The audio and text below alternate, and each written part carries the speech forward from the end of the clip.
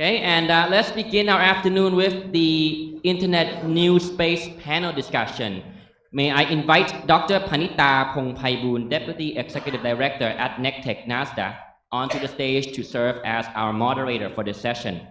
And please join me in welcoming our panelists as well, Mr. Satapattayanont, Vice President of International Gateway, Mr. Achie Atienza, PhNOG Chair, Globe Telecom, Mr. Iwao Araki, Growth Manager at BBIX Thailand. Dr. Panita, the floor is yours. Thank you very much. Hello. Okay, good afternoon, everybody, and thank you for staying with us until the last session. And okay, so let me first give you some introduction about this panel discussion.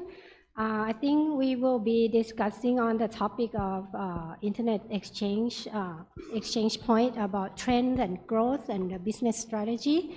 So first, let me recap a little bit. I think if you stay with us the whole day, you probably already know that internet exchange point serve as the vital hub where internet service provider, content delivery networks, and other network operators interconnect. So the IXPs can help reduce latency, improve network performance, and lower costs by enabling local traffic exchange. So this panel discussion, we have gathered representatives from internet exchange companies and internet service providers to explore the multifaceted dynamics of peering, interconnection, and collaboration within the evolving digital landscape. So through this hopefully fruitful discussion, our panelists will delve into some key topics, including the latest trends in IX growth, the role of collaborative partnerships between the internet exchanges, ISPs, content providers, and other stakeholders in advancing global connectivity goals. So by sharing perspective, experiences, and best practices, the panelists will illuminate some pathways toward more interconnected, resilient, and inclusive internet ecosystem. So that's the goal of this session. Okay, so first let us learn about our panelists. So start with our first panelist, Mr. Satapattayanont. He's the Vice President, Solutions and Partner Management from International Gateway Company Limited. So, Kun Supat, can you give us introduction about your company and the service you provide? Yes, of course. We have a few slides, if you can see that. We are the service provider in Thailand, and we have the operating license granted from NBTC for providing the public telecom services, and then also have the license to provide the internet gateway for both domestic and international gateway. Yeah, and then second. So our services on the slide, you can see that the wireless kind we provide mostly on the bandwidth services and some co-location services, and then also on the broadband and IP transit as well. And then mostly our customer will rely on the international telecom carrier, and then some will be on the domestic. And then on our IP transit, we have our port in several well-known ports in Singapore, Hong Kong, and Thailand as well. And then we do both public and private peering with a lot of content provider. This is to be enhance our services when we provide the internet to our end customer. And then this is the last slide that telling that we challenge ourselves to be the ASEAN hub. Actually, we are the one who operate the network in Thailand. And with collaboration with the domestic carrier and international carrier, then we can provide the services in the Southeast Asia. That's all of our company background. Okay. Thank you very much. Thank you very much. Okay, so next let's hear from Achie Atienza. he is the chair of PhNOG and also from Globe Telecom. And I think you probably know him well. He's been on stage many times today. But please give us an overview of what you do and your company. Thank you. Yeah, I'm Achie Atienza. My day job is Globe Telecom. So you've seen a couple of slides earlier today already. My role there is steering interconnection and strategy. So I oversee the infrastructure policies, all related to the internet ecosystem. So basically, I'm like the gatekeeper of Globe's internet connection. Outside Globe, I also wear another hat, an advocacy hat. I chair the Philippine Network Operators Group, and that actually helps ISPs collaborate with each other with the goal of improving the connectivity in the country. And beyond that, sharing as well, I'm also part of the PhNOG Executive Council and also Internet Society Philippines, and my latest one is the Asia Open RAN Academy, which I also current chair. So holistically, it's too many hats, but from a broader perspective, you see how every organization, every function intercollaborates with each other to basically have a common goal of improving connectivity as well. Thank you. Okay, and our last panelist, Iwao Araki. He's a growth manager of BBIX Thailand. Please introduce yourself. Hi, this is Araki from BBIX Thailand.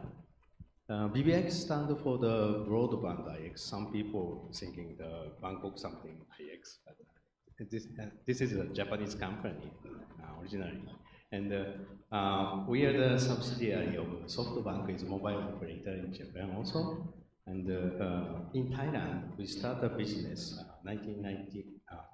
2019. 5 years ago, joint venture with True IDC. Yeah, we have the 4 locations in Bangkok areas. We have the GCCT, Bana, True IDC, Muntong, Telehouse, Bangkok, and also NT Banglak, so 4 locations. We have more than 30 AS numbers, and we're providing the IX service there. Thank you very much. Okay, thank you. So we already know the background of our panelists. So maybe let me start with some kind of provoking questions.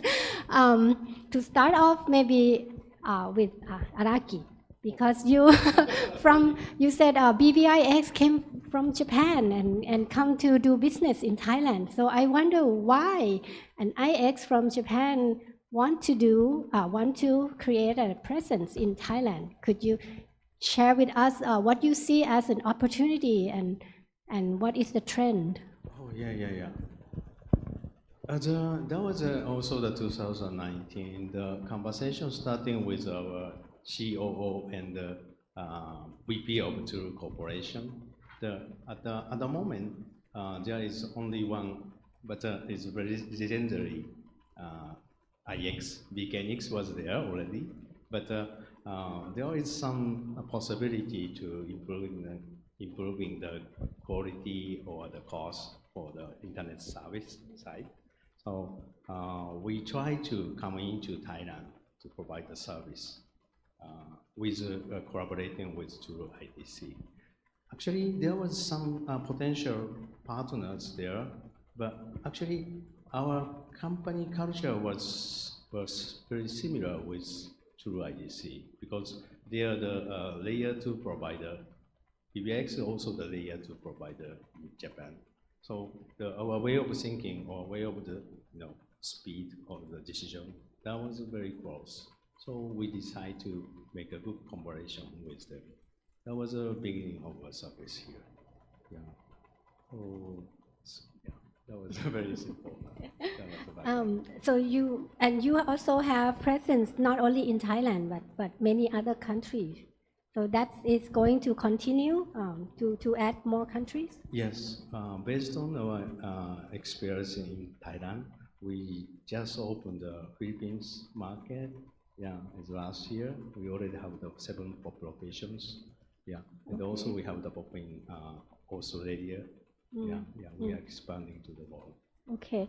How about Kun Supat? Can you share? I think International Gateway also has many hubs in different countries as well.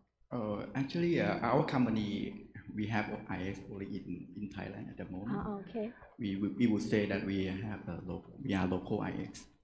And then if we growing well and we big enough in the future, the same similar concept or thinking would be the same like BBIX do. Because we are in Thailand, then we mostly connect with the domestic contents. So once we think about the content outside the country, then we have to think about how to connect to those content. Firstly, think about the international IX. Where should we go? And then after we go, and then if we are big enough, then we will start to think about can we set up our own IX over there. So this is gonna be step by step.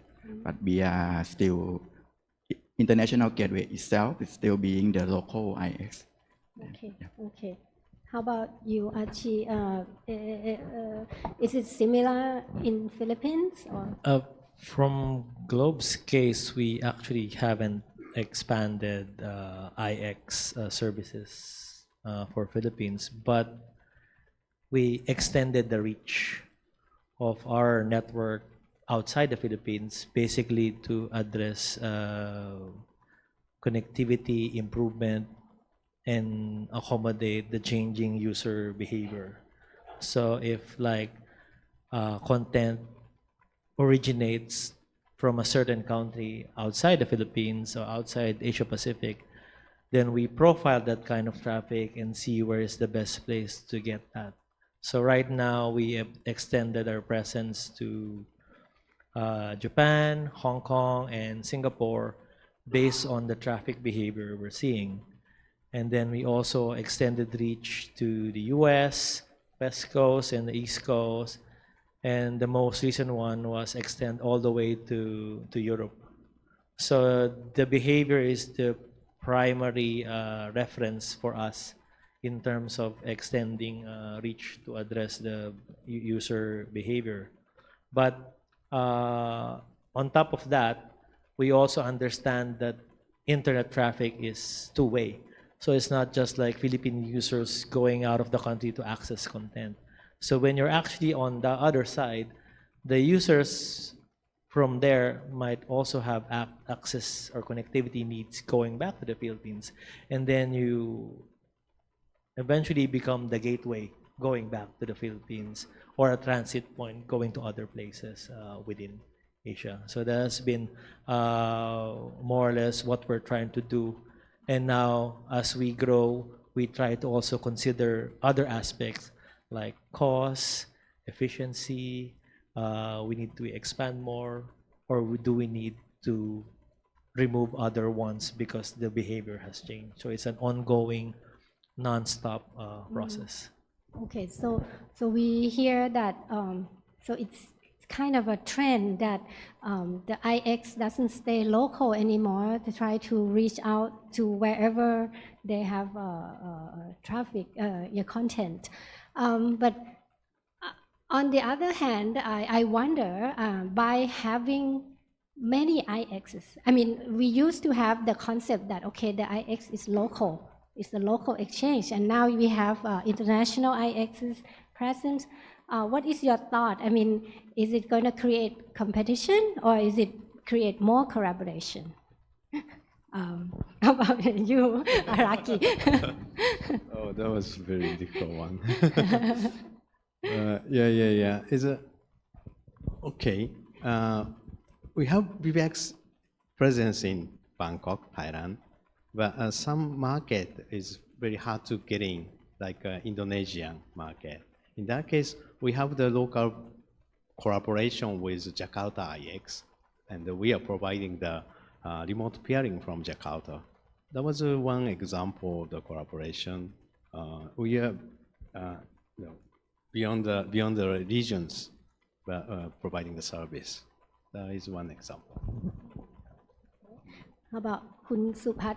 Do you maybe you can share about, okay, how many how many IXs should be the right sizing for each I country? would say like this. We learned from during the discussion, we learned from Japan that the Japan have a 4 IX, Japan NAP, Japan IX, JPIX, BBIX, and then another ones. So mostly 4, right? And then if only one is kind like monopoly, and then the customer has no choice, 2, 3, 4, I think it can be comparable.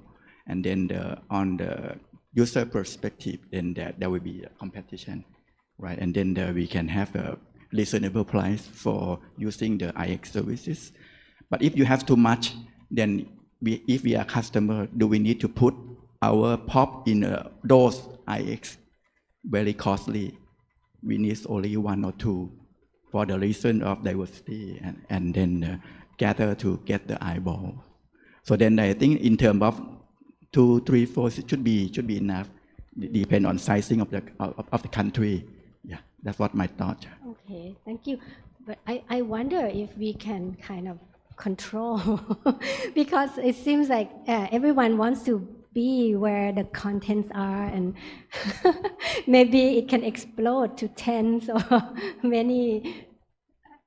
What is your thought on that? Or I'll answer initially the IX part, so I have a totally different view about it. Unlike both countries here, the Philippines is an archipelago, so we have 7,641 islands during high tide. So when the tide is low, we have actually more. So it becomes now a question of accessibility and availability of those IXs. Ideally, I mean, you have initially at least 2, so you have like redundancy. But from our case, the access part plays a vital role on how you actually connect to those IXs. So for now, we more or less have around, I think 10 is the latest one in terms of internet exchanges. And the top 3 of that one carries majority of the traffic. But for the rest of those who want to connect the IX, because of the cost to go to that specific exchange is very much that they can afford, they end up connecting to smaller exchanges that are actually also connected to the bigger exchange. So from an efficiency point of view, it actually complements the whole localization of traffic, but more access from our case initially addresses the accessibility. Maybe, I think, as we progress and when cost becomes acceptable, not really negligible, we will more or less have fewer number of IXs or probably retain, but they will be interconnected in a way where a huge chunk of our traffic will be localized. And from another perspective, we also have foreign IXs coming in. So that means they also see a different angle accessing or getting the need to get Philippine eyeballs in the exchange. It comes also probably with remote peering or another context of an IX being managed by a foreign entity, which from where I'm coming from, there is still a mindset that if this is a foreign IX, this must be good, something like that. But you know, with this kind of forums, the PhNOGs, people talking to each other, they more or less have an understanding now that it's not necessarily that a local IX or international IX, as long as it's configured properly, there's proper communications, it's accessible, it will work. Oh, okay, good. I think we have very good discussion about this. Do you have anything else to add in terms of the recent trends and growth of the IXs? I mean, where is it going? I think when the company decide to set up the IX, of course they will see from the potential eyeballs in those particular countries. Then you see on these regions, the IX will start from Singapore because in terms of network connectivity, then Singapore seems to be the regional hub for these particular regions. And then after that, the IX will extend to get the better user experience, to get the lower latency, to minimize the cost of the traffic. Then they will start to move to localize to the IX. For example, from Singapore to Malaysia to Indonesia. Indonesia have the population over than 200 million people, and then a lot of potential eyeball, and then come back to Malaysia. And then after Malaysia, come to Thailand. Thailand can closer to eyeball in Great Mekong sub-regions, surrounding with Myanmar, Laos, Cambodia, for example. And then there will be a trend similar to, if you think about the cellular network, when you start the business, you build a macro coverage. And once you're growing up, you get more subscribers, you start to build a micro coverage, pico coverage, nano coverage. So then the kind of the IX will growing in similar tracks. So at the end, yeah, that's what I'm talking. Would you like to add anything? if you have anything. There is maybe the. Okay. That's okay. Any thoughts? Okay, to add to the trend, so I have a confession. So when we started, like Philippines had neutral IX, which is not managed by any ISP. It's managed by government. And we tried to advocate with the training. So the idea was, okay, you need this, you need that, resources, and connect one IX so we can localize the traffic. What happened was, those who attended those sessions made their own IX. So we had actually more internet exchanges. So when we get back, I was telling this joke, so I think you didn't get the idea, you made your own. But it actually complemented and contributed to further localization and redundancy in the exchange. I think right now we are going to the point of we have enough exchanges in the Philippines, so we need now to get a lot of those networks interconnected to one or two of those IXs to really reach the benefits of major localization in terms of internet traffic. Okay, thank you. Maybe I move on to the next topic about vertical integration. Okay, so we see trend that network provider, we see hyperscalers, they start with providing content or application, and then they start to come down to the network layer, data center layer, and similarly, from the network provider, you also do multiple kind of services, including data centers, interconnection, carrier, and all those things. In terms of like vertically, what do you see as?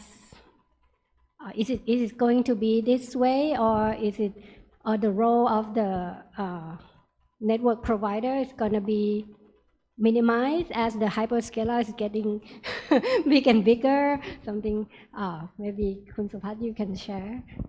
I have some value chain slide. Can organizer help to? Yeah, I prepare a lot, but actually we're not related to this one. This slide will showing you that in order to deliver the content via internet to the customer, you see the value chain there. You see from downstream, you see the content provider, and then how content provider deliver the services or their content to end customer. You see that there will be another player who provide the IP transit, which in the past there will be a few big operator who can have the IP transit capability, right? And then after that, you need to get closer to customer. You have internet exchange where the service provider and content provider and enterprise and so on will be connect their prop to IX. And then in order to deliver the better experience of the content, you have the CDN coming in it before deliver to the end ISP. So this is the value chain. So the question is, can vertical integration be done? It can be done in certain level. For example, if myself is ISP, so then I may think about set up our own IX and try to promote to get the content plugged into IX, and then further thinking about whether we can provide IP transit. But of course, I never think about to provide our own content. So then when we talk about the vertical integration, of course, we in certain level, yes, but for the whole value chain, I think it is impossible. And then in each value chain, there will have the player in each one. Yeah, we should be better in our strength and the area that we are thinking that we are the best. Yeah. Okay. Achie, do you see any opportunities, for example, with that value chain and people trying to be vertically integrated? Do you think there's still room for small players? Or I'm gonna wear my network operator's hat and not specific to an ISP, because this has been like a chicken and egg thing for ISPs and content providers, because they kind of eat up resources and there's money involved. So from a user perspective, the idea is to optimize the access, and who actually provides that access are ISPs or network operators or the players, or it can be themselves if they have their own infrastructure. So with that kind of scenario, it all boils down about, and you still end up with connectivity. So where I'm coming from, there are places where big ISPs have their own backbone, so they can provide connectivity to the major users. And there are places which are very remote, which they don't have any connectivity, and you have the smaller players there. So what comes into play is there's still going to be interconnection between big and small players to reach the users to deliver the service. So from that perspective, the smaller player actually has a big role to play in delivering service to those parts of the specific network where big players doesn't actually have any connectivity. Oh, interesting. Okay, Araki. I fully agree with Chi-san's opinions. So IX has many contact points, and not vertical, maybe the horizontal. So we can support the small players' business to connecting with many multiple players in the different regions. So that is the most important role for the IX, I think. Okay, so you emphasize that maybe the role of IX is more horizontal integration and also facilitating working with people, companies of all sizes to deliver the best connectivity. Okay, so how about in terms of, I would like to discuss some about collaboration. The partnership and collaboration, you mentioned quite a few times that you need to work together with people in different value stream and or maybe even with IX among yourself. How do you think that this collaboration can enhance the overall internet ecosystem or in improving user experience? Up to anybody. Sorry, can you repeat the message? Just like how do you see how the collaboration or partnership among stakeholders, can enhance the overall internet ecosystem? Well, it will be very important, especially among the IX society, because of if among the IX society, even though you are the different owner, different IX, and behind you have some collaboration, meaning that if we are the content provider, it will save our cost a lot, that instead of we have to set up our own POP in several IX in order to deliver the content to the end customer. So we may set up with only a few one, and then with the collaboration of those IX, then it will be helpful for us as the user or content provider in this scenario. I think it will be very selfish for like a specific entity or company to say that they have everything and they don't need someone or another entity to do their business. So it boils down really to collaboration initially with coverage, and then facilities.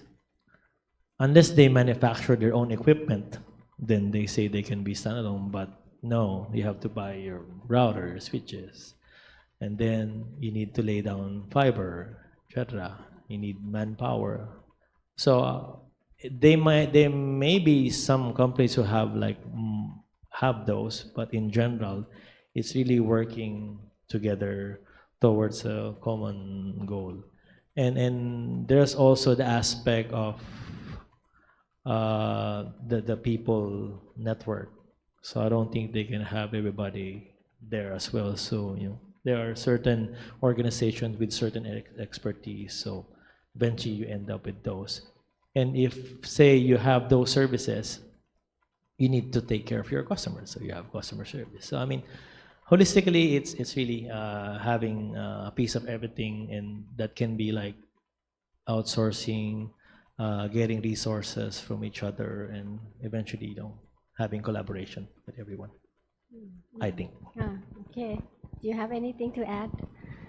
Yeah, it's a maybe different perspective, but in Japan case, BBIX is providing the remote peering to JPNAV, NTT IX. We are a competitor, but supporting each other for the end user's benefit. Oh. Yeah, that is one collaboration cases. And also, this is in general, but the content side, maybe some CDN place the cache inside of the IX. So they are our customer, but they are supporting our business too. That is another cases I keep in my mind. Okay, very good. So collaboration is key, and I think that's why we have events like BPF, because we want everyone to collaborate and get to know each other. But how about, so we heard so much about the hyperscalers. They do everything. I mean, I don't know. Do they reach out to collaborate with you guys? the big five, big six. Let's say in Thailand now that we see that the few hyperscaler coming to do the investment in the country. Of course, in our company, we do some collaboration with them as well. And those collaboration we sign on the non-disclosure agreement. So then we cannot tell much about the detail. But of course, it's not only us that can have the possibility to collaborate with them. And then the other service provider can be as well, because they don't want to be only one or another two or another three. They want to collaborate with everyone, I think. Okay. Yeah. Okay. Thanks. A very straightforward answer would be yes, because one thing the content providers doesn't have is eyeballs, and they need eyeballs because those eyeballs actually are the ones accessing that specific content. And so it's really like a give and take thing, because those eyeballs also need to reach that content in the most efficient way. So that's why it's best to position it as close to the users as possible, which is within the facility of an ISP. So collaboration, yes. About maybe we move on to some about challenges. Right? I think Achie also made some point about the challenge in coverage for countries like the Philippines. Coverage covering all the archipelago, you cannot do it alone. You need multiple parties and collaborate. Are there any other challenges to these global connectivity problems, or how can the internet exchange work together to overcome the challenges? Maybe Araki-san, do you have anything, or do you see nothing? Challenges. Oh. It's a very difficult question, but okay. is in Japan case, is a global situation has changed, so we cannot deal with Russian companies, for example. This is one example. Political, For international political politics. reason, so we can in Japan we cannot use Huawei device anymore. That is one reason. Okay. But in Thailand, it's very neutral. It's keeping the good balance with West and East and West. Okay. So there is so much possibility here. So that is my just Okay, one idea. thanks. Anything else? Just to support the Araki answer, we saw that the geopolitics pushed the investment perspective change. Previously, we see that in this region, the internet hub's going to be either Singapore, Hong Kong. But after we facing the geopolitics, we see a lot of traffic moving to Singapore and less traffic moving to Hong Kong. And then there will be a thought that where should be the second Hong Kong. This should be the thing that moves the landscape of the investment for the internet society. And then this is the thing that's happening at the moment. Yeah. Oh, okay, interesting. Before maybe I give this chance to the floor. If is there any question from the floor to the panelists, please ask.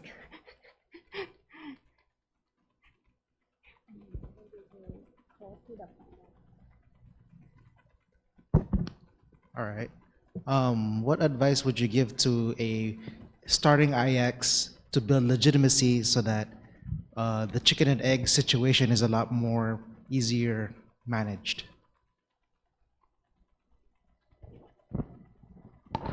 Okay. You really want to start an IX?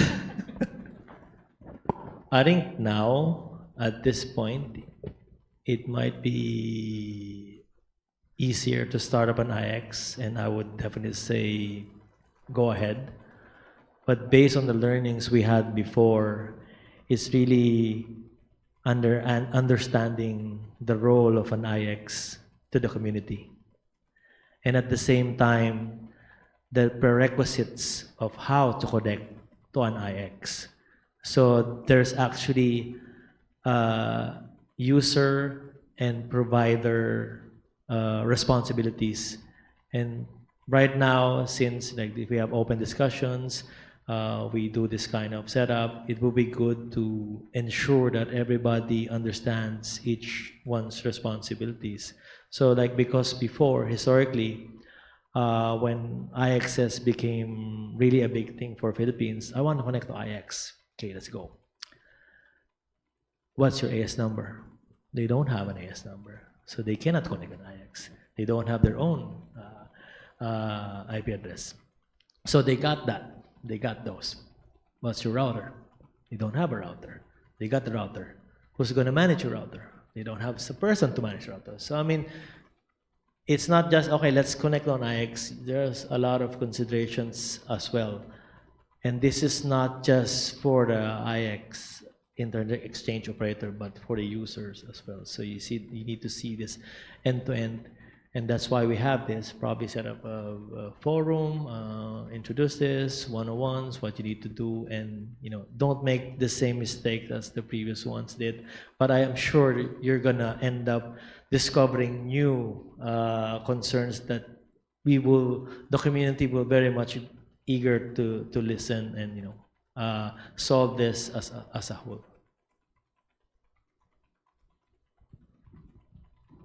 Any other question from the audience? Just one comment. Okay.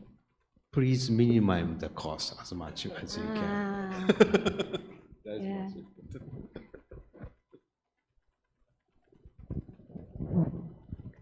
Okay, I see.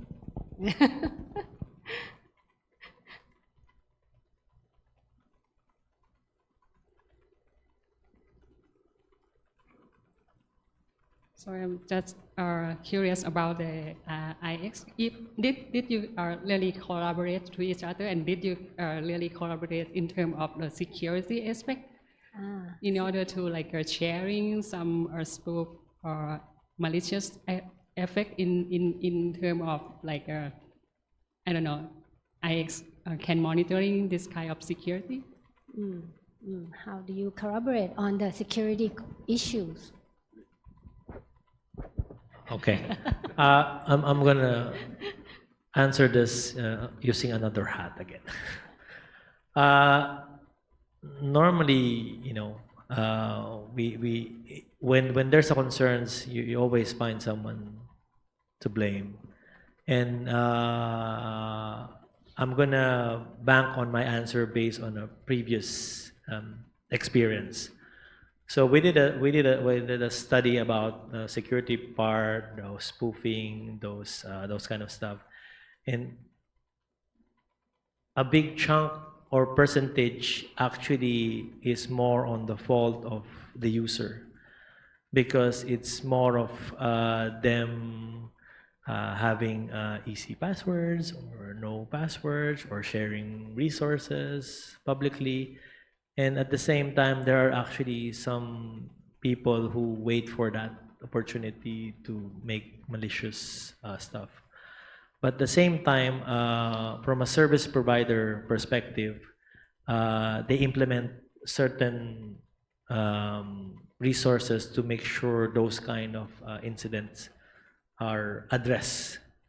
But it's more of really not 100% assurance of it will not happen, because there are probably a lot of combinations where this can happen. And in one specific case, the user will need more or less to decide, do you want security over speed?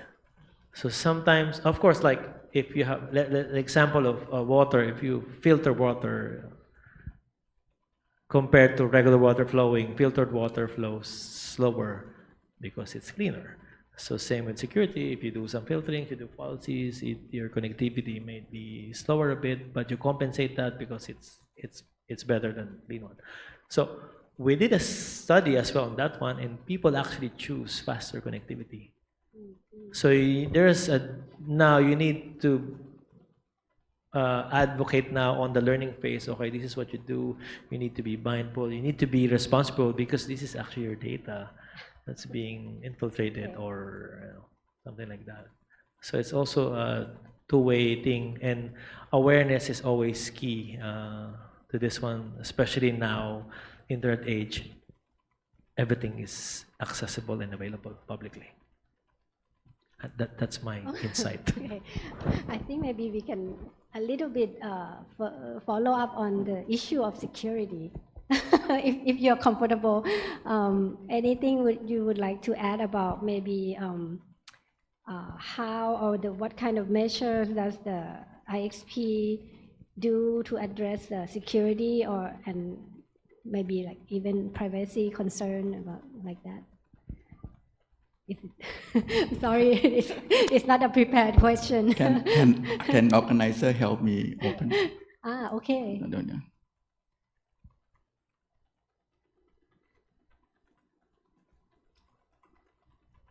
Sorry. Yeah, this slide. Yes, yeah, we have learned some message when we attend the Apricot last time.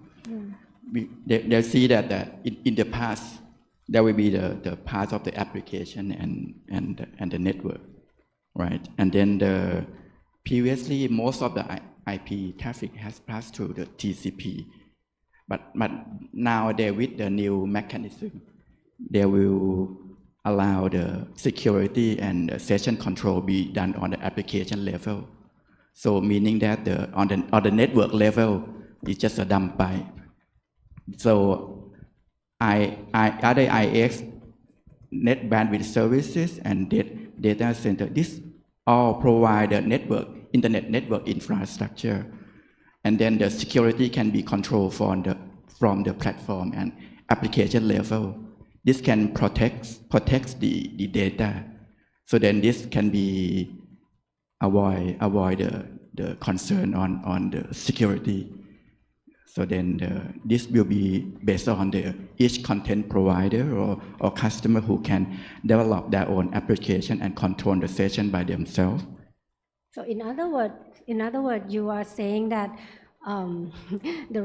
as an IX, you cannot control in terms of security or the application that run on top because it's being kind of encrypted and yeah. If the application do well, all the encrypted will be done on the platform level.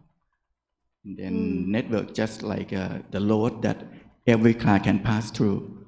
So yeah. Does it mean that the connectivity and the exchange become commoditized and will shrink? Are you seeing it going that way, or is it no? It actually has room to grow.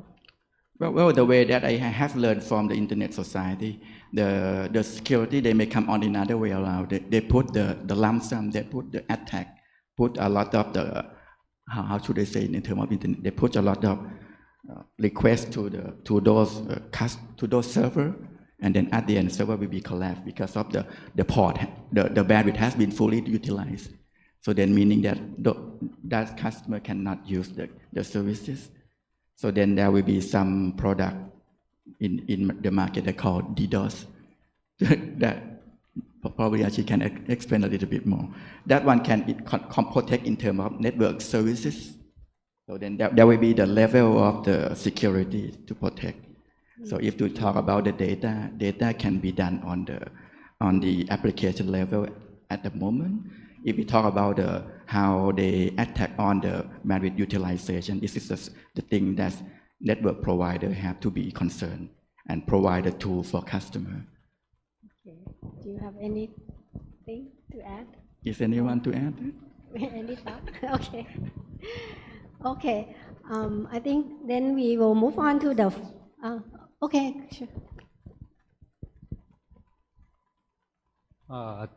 I have some question on the thing in some countries. We have a number of IXs in the country. For example, in Thailand, it's pop up everywhere. And there's some country that I think there's only a few of them. Maybe a single IX in the country.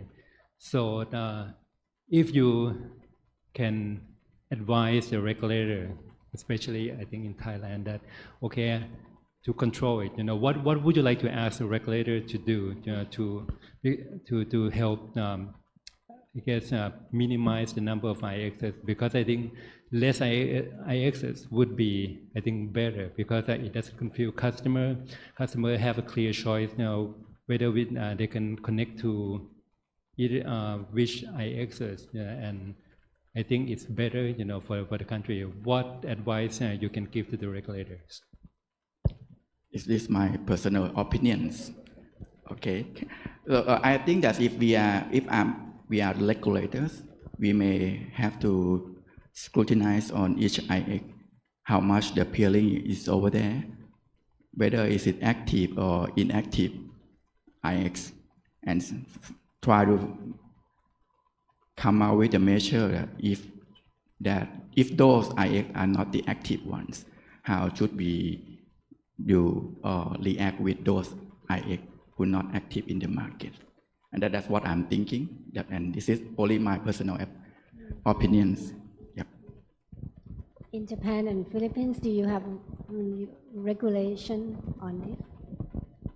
Another Japan case, Japan only have 4 IXs, but in USA case, I can see active IX is only 4 or 5, or some other countries are the same. So the gradually is naturally is they are selected only for IXs. So you say it's not regulated, but it's the market Market driving. commercially or no, I think. In the Philippines as well, there's no regulation about IXs per se, because the IX actually falls under what we call as BAS license, which is applied by ISPs. So they're the only ones who can actually manage that one. So having said that, it's still more of how you optimize traffic when you have your own exchange. But tapping to the regulatory part, what we're doing now is we have like collaborative talks, like for the PhNOGs, we have representatives from the regulatory, so they are more or less aware of what's happening, how does this work, and holistically it complements the whole decision-making process. If they need to have a new policy for that one, change historical policy, or keep it as is to a certain period of time, because if it's working properly, why would you need to change it? Okay, thank you. Okay, I think it's time to kind of conclude this session. Maybe I would like you to give some final thought, maybe about what you see the role of IX in the future, or what you see as a moving trend, or anything that you would like to share. Yeah, my thought is that IX should be the marketplace where all the internet society will come together and get connect, and the member can have either private discussion or talking in the group, one by one or one to many. It depends. So then at the end, IX supposed to be marketplace and should be the neutral area where everyone can be open and talk together. Yeah, that's what I'm thinking.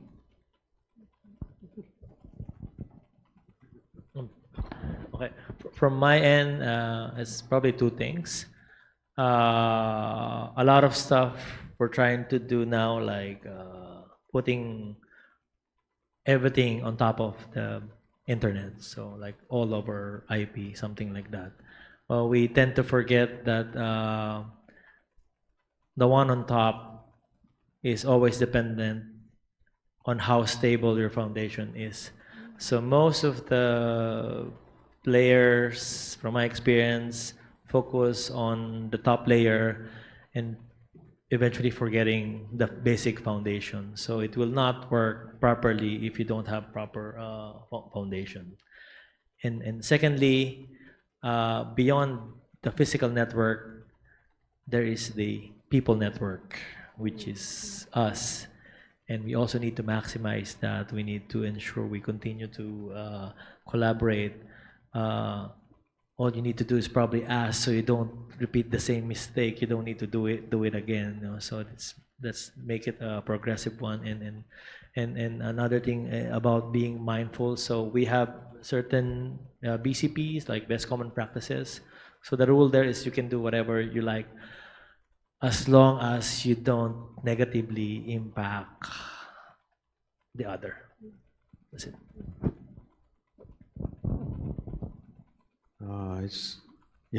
As maybe some people say, IX going to be the infrastructure for near future. Now is company having the S number. It's a more small portion is going to have the S numbers. that will be the how would I say? It's possibly, it's a hopefully the good future for the IX. I think. Yeah, it's a very short, but Okay, thank you, and I think that's conclude our panel discussion. And thank you everybody, and thank you our panel, the Kun Supat, Achie, and Araki. Thank you. Over to you.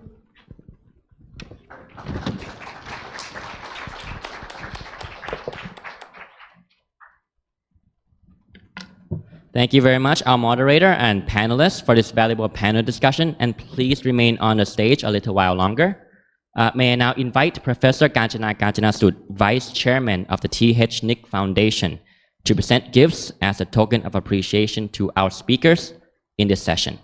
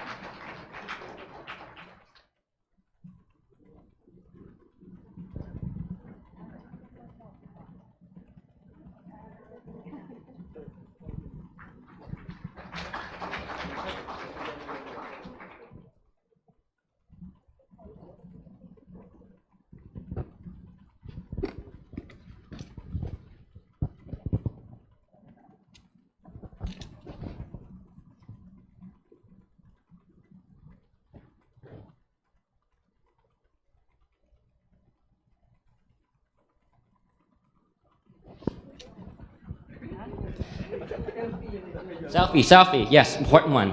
Yes. All right, everyone, ready?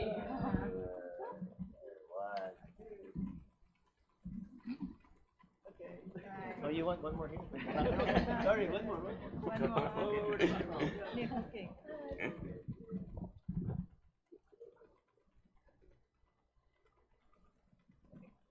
Round of applause, please. Thank you very much, everyone. Thank you, Professor Kanchana, and thank you, our panelists, for a wonderful panel discussion on internet news space.